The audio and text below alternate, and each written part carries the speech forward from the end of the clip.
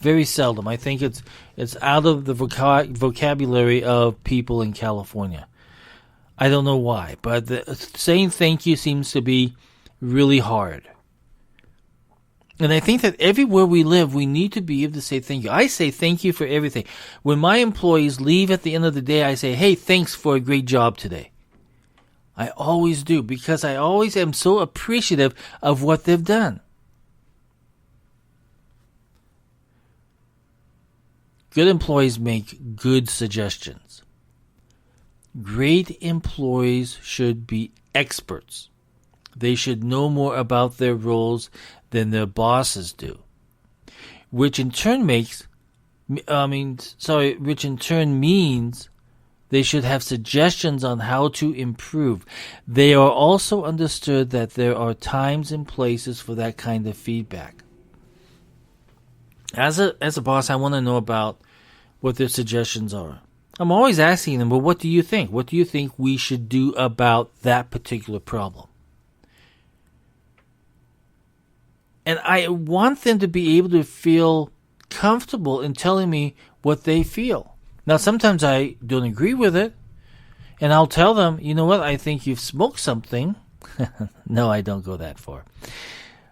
But in my mind, sometimes that's what's being said. In the mind, I tell you, my mind talks a lot, and sometimes I have to tell it to, hey, don't say that out loud. But I love good suggestions coming from my employees, from my staff. Good employees can laugh and have fun. One of the funniest workplaces that the writer had been, as he writes about this, he says, embedded with an infantry platoon in combat. When he was a foreign correspondent, the fact that people made jokes while bullets were flying over everyone's head made everyone calmer and more effective. If humor works in the kind of situation, I'll bet it will work at your job. And I'm telling you that in my office, we have a lot of humor. We have a lot of stress, too. Humor seems to lower that stress. A good joke lowers that stress. But then you have some employees that don't know anything about humor. I was talking to my godson the other weekend when I was up in San Francisco. And I said, Sean, tell me a joke. And he said, a joke? What do you mean a joke? Sean, are you telling me you don't know what a joke is? So I had to tell him a joke. Now, obviously it wasn't very good because he didn't laugh, but he did use it on his parents when they came home, but I didn't get a laugh out of it. But I'm telling you, laughter makes a really good workplace and lowers the stress. I'm telling you that. Good employees, they're not afraid to enjoy themselves. Great employees show enthusiasm, and they get that forming relationships and getting along with coworkers is part of the job. Besides, we've all worked with people who view the mandatory fun parts of work with a skeptical, sarcastic eye, as if they're trying to ruin it for everyone in the office. Nobody likes that. I was thinking about that also as I was walking home. As I was walking, not walking home, but walking back to my office from lunch today, I was walking down the street and I came to a corner.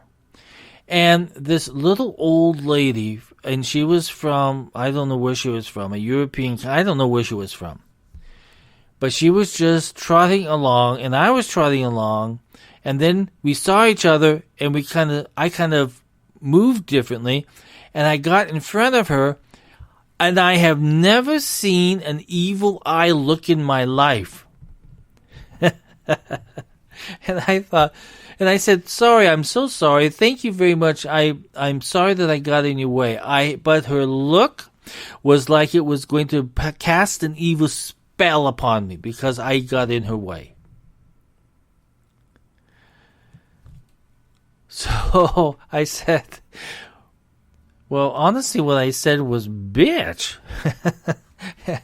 In my mind, not out loud, okay? In my mind. But it was there.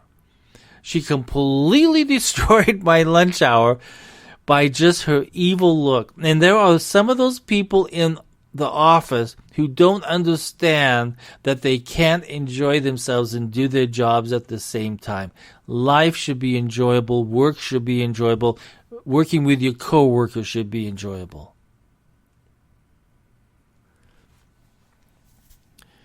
Good employees, they stand up for themselves. Not in an unpleasant way. But great employees are proactive. And they ensure that when they do something good, their contributions are recognized. They know that stepping aside, if someone else takes credit, is a recipe for resentment and long-term failure. They stand up for themselves. Then they come up with unexpected additions. Whether it's finding great new employee or to recruit or identifying a strategic opportunity, the best employees look beyond their job descriptions for chances to help the entire company or the entire team. But they recognize that whether to pursue those opportunities might not be their call. Then they share the blame when appropriate. We all fail sometimes in life. I know that myself, I have failed. Great employees do too. But just as they won't let others take credit for their contributions, they also won't let others take the blame for their failures.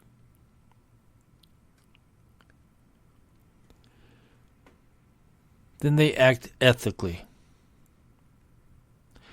Highly related to honesty, great employees seek to behave morally and ethically. It's often true that more progress is made when we seek forgiveness than when we seek permission. However, there are rules, social norms, basic decency. Great bosses strive to uphold them. Ethics is really important, especially in my line of work, advising businesses and individuals on taxation and running their business and starting up their business. Ethics is vital. And it's important to train your clients on ethics. Honesty and ethics can bring your company down in a blink of an eye. I've been there. I've done it with employees who were not ethical.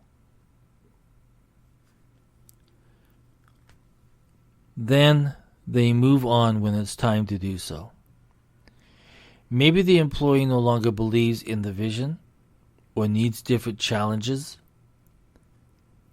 or has different interests. Maybe he or she just needs more money than the company can afford. It's always scary, but a great employee won't stick around after it's time to move on. I think these 20 things that we just talked about are so important to recognize what a good employee is. A good employee is hard to find sometimes. I love my employees. My employees that work for me at the moment are the best. I appreciate them so much of what they do every single day. When there's a crisis, they stuck beside me. They stood there and they said, we'll take this on. Even though it was hard. Even though it almost destroyed their lives also. If you can see some of these 20 qualities of a good employee in your employees, or even in yourself, then you have a good team. And the more that of you who are starting out in business, and you're doing your startups and you're forming your companies, remember the 20 things that we just talked about. Because it is vital to the health of yourself and to the health of your company. So that's it for today. I think that was a good Inc. magazine article, and I was happy to share it with each of you because it meant a lot to me as I read through it. So if you would like to listen to all of our podcasts, you can go to www.wbtpod.com, and all of our podcasts are there, and you can listen to them.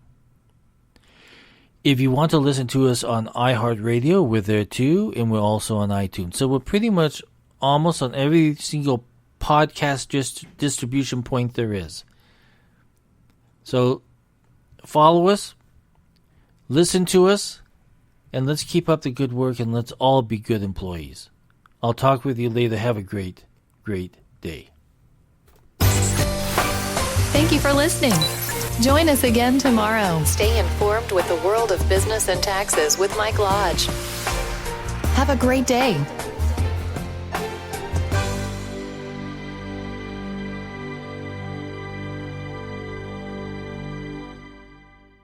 This podcast was brought to you by Lodge & Company. Go to www.lodge-co.com.